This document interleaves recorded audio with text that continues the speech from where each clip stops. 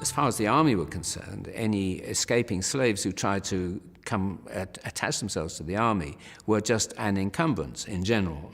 Whereas for the Royal Navy, a lot of naval officers were very much in favor of abolition of slavery, and they were only too happy to actively help slaves escape from their masters. There certainly are British officers and parliamentarians who are working towards the end of slavery, but there are people comfortably living in England who make all of their money off the backs of slaves working the sugar plantations. There were naval commanders who proposed to the British government that with enough black troops, the Americans could be scared, and also that they could actually incite revolt in Georgia and the Carolinas, such that they would turn over into black republics like Haiti. But the British government refused all such suggestions because of the inevitable damage there would be in the West Indies that would have gone up in flames if there'd been any such slave insurrection in the United States. Charge! Bayonets! Huzzah!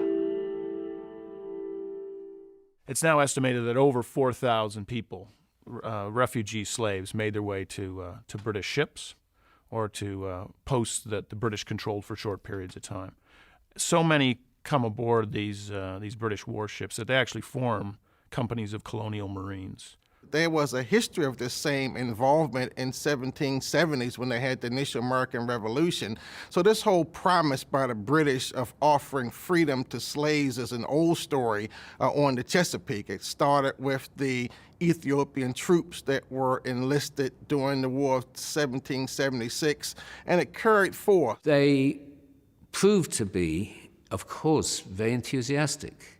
They were very careful. They knew that if they were caught, they'd be executed, unlike British Marines, who would simply be treated as prisoners of war.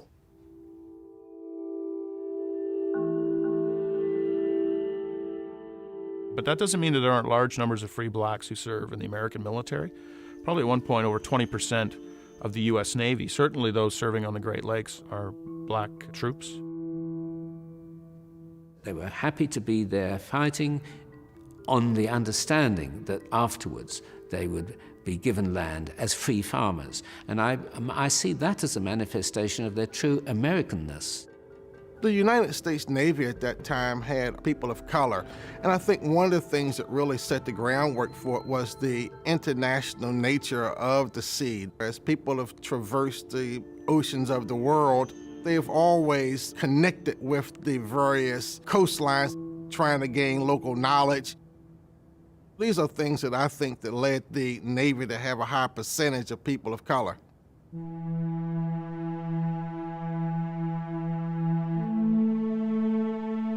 The U.S. government saw the blacks who left were taken, and this property was valuable.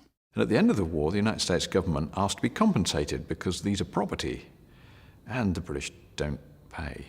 They don't give the slaves back, they don't pay up. They're already moving towards the abolition of slavery, and they're not interested in the property rights of American planters. The Corps of Colonial Marines were taken to Trinidad, where they were disbanded on the 20th of August, 1816, in the south of the island, in very rich soil. They were each given 16 acres of land. They formed a community, very independent-minded, very well known for being quite different from everybody else, with their strange American accent and so on.